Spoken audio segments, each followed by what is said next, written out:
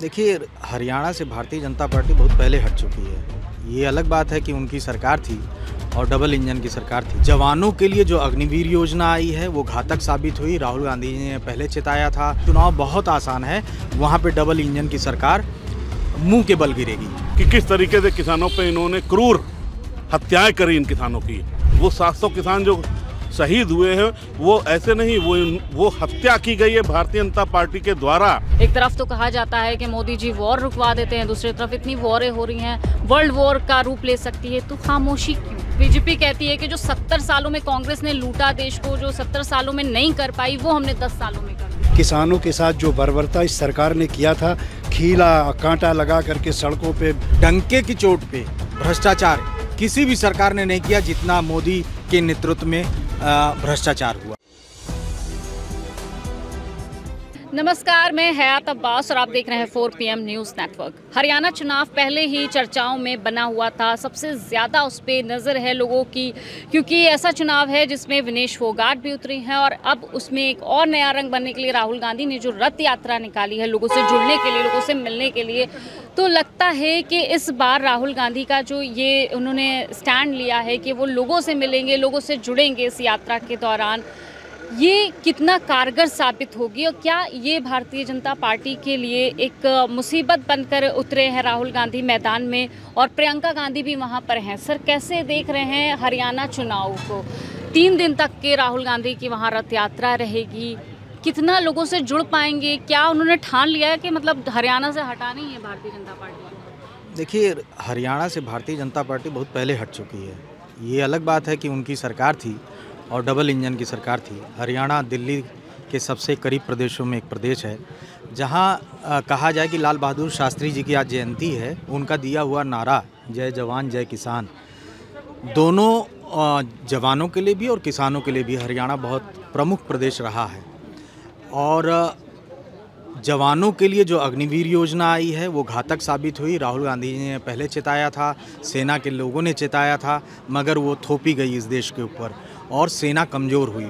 दूसरी तरफ वहाँ का किसान, इतने लंबे समय तक आंदोलन किसानों ने किया, लेकिन उनकी मांगों को मानने के बजाय माननीय प्रधानमंत्री जी ने और गृह मंत्री ने उन पर लाठियाँ बरसाई। प्रदेश सरकार ने भी कोई साथ किसानों का नहीं दिया। और पिछले 10 वर्षों से हरियाणा में भाजपा की सरकार है। जो भी मुद्दे आम जनता के हैं, चाहे वो रोज़गार का हो, चाहे महंगाई का हो, हरियाणा दिल्ली के निकट होने के बावजूद न हरियाणा की आवाज़ दिल्ली की तक सुन पाई और न हरियाणा की सरकार सुन पाई।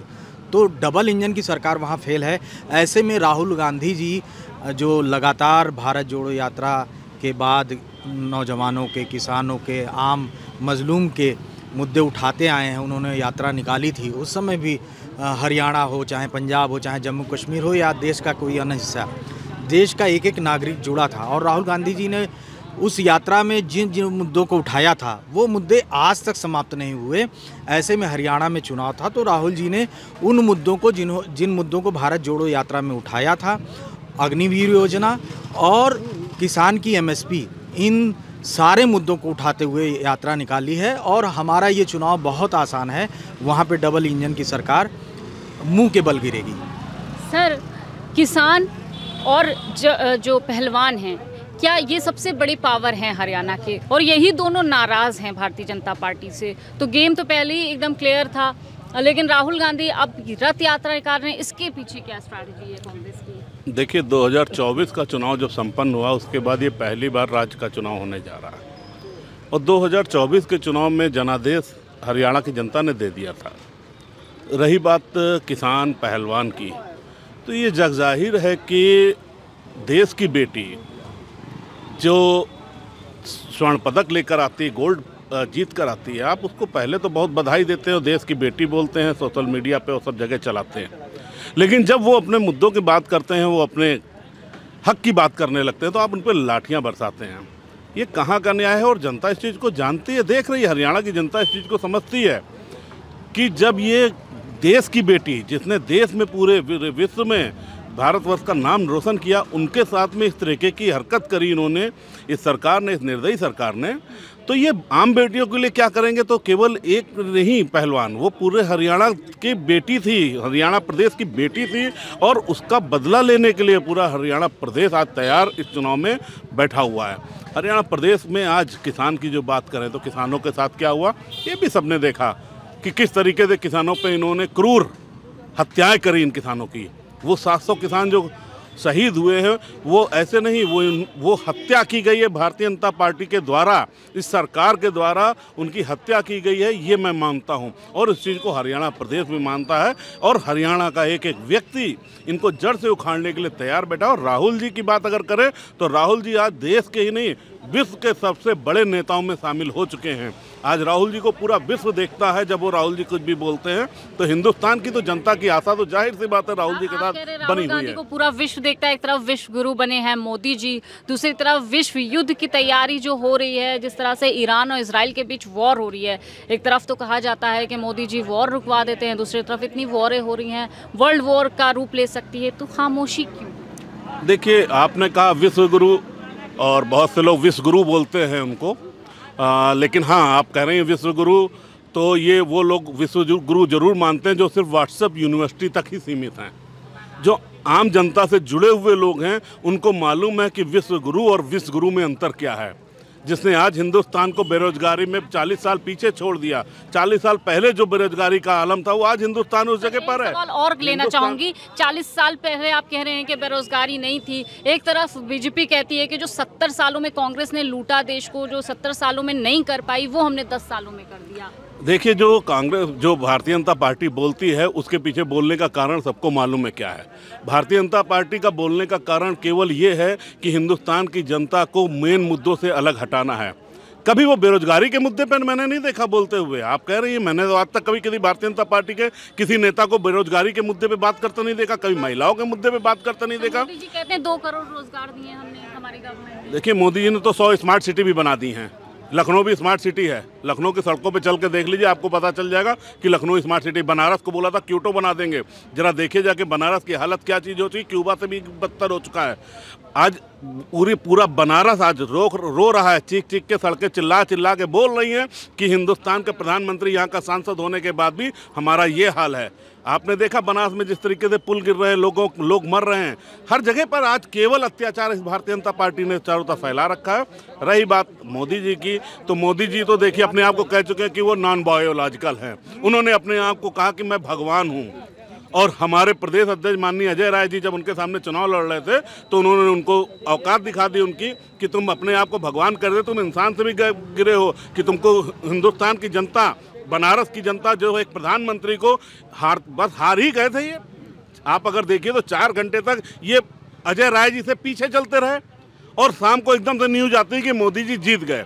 कैसे जीते गए ये भी सबको मालूम है, किस तरीके से तंत्र, उन्होंने सरकारी तंत्र का इस्तेमाल, दुरुपयोग किया, इन्होंने धन बल का दुरुपयोग किया। सारी चीजें ताकत लगाने के बाद बड़ी मुश्किल से वो किसी तरीके से जीत गए हमारे अध्यक्ष माननीय अजय राय जी से। सर, लगातार विपक्ष ये आरोप लगाता है कि जो एजेंसियां हैं वो सरकार के लिए काम करें, आप इसको कैसे देखते हैं? दूसरी तरफ वो कहते हैं कि भ्रष्टाचारियों पे तो भाई कार्रवाई होगी, लोगों इनको तकलीफ क्यों होती है भ्रष्टाचारियों पे कार्रवाई करने से? देखिए, ऐसा है, किन भ्रष्टाचारियों पे वो मतलब उनकी कार्रवाई चल रही है मैं तो नहीं देख रहा हूँ।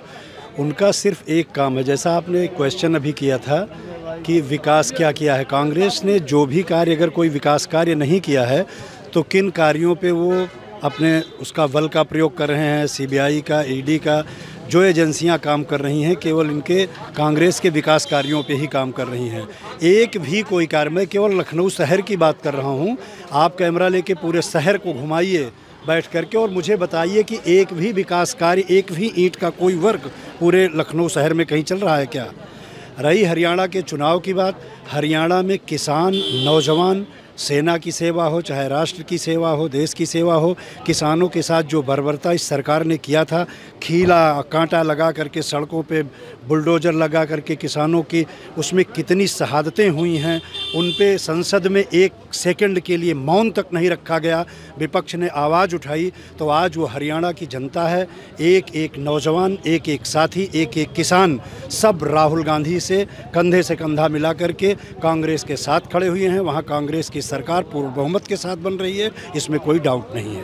सर, लगातार आप लोग विपक्ष जो है सवाल उठाता है कि करप्शन है ना, लेकिन आज भारतीय जनता पार्टी कहती है हमारे सरकार में करप्शन खत्म हो गया है। इसमें कितनी सच्चाई आपको लगती है? देखिए, जब अपनी जांच चोर को करने के दे देंगे तो चोर क्या कहेगा? चोर तो यही कहेगा ना कि कोई करप्शन नहीं है, मैंने कोई चोरी नहीं की है।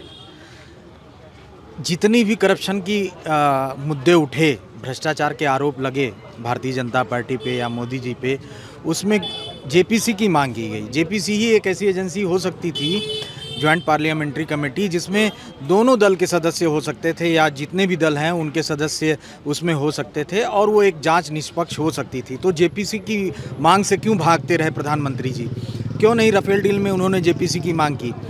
और कोरोना के समय उन्होंने कहा आपदा में अवसर है, उस समय इन्होंने एक प्रधानमंत्री राहत कोष का पहले एक फंड बना हुआ था, इन्होंने पीएम केयर फंड के नाम पे एक अलग कोष बनाया, वहाँ देश भर से पैसा बटोर लिया और उसकी आरटीआई के तहत जांच भी नहीं हो सकती थी, कोई आरटीआई भी नहीं लगा सकता था।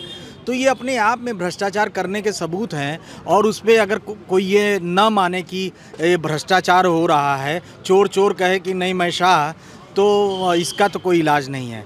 लेकिन जब ये सरकार पलटेगी, जितना इन लोगों ने भ्रष्टाचार किया है, मैं तो कहता हूँ आज़ादी से लेके अब तक डंके की चोट पे भ्रष्टाचार किसी भी सरकार ने नहीं किया जितना मोदी के नेतृत्व में भ्रष्टाचार हुआ है। बिल्कुल। तो देखिए, भले ही मोदी सरकार ये दावा कर ले कि करप्शन ख़त्म हो गया है, महंगाई बेरोज़गारी ख़त्म हो गई है, लेकिन देखिए लोगों के बीच जो चर्चा है वो साफ दर्शाती है कि ना ही तो करप्शन ख़त्म हुआ है, ना ही महंगाई बेरोज़गारी लगातार चरम सीमा पे है। महंगाई और बेरोज़गारी, जैसे हम लोगों से बात करते रहते हैं और आम लोगों से भी जानने की कोशिश करते हैं कि क्या हालात हैं और क्या मुद्दे हैं। फिलहाल तमाम इसी तरह की अपडेट के लिए 4 PM देखते रहे। कैमरा पर्सन सत्यनारायण के साथ में हयात अब्बास, 4 PM न्यूज़।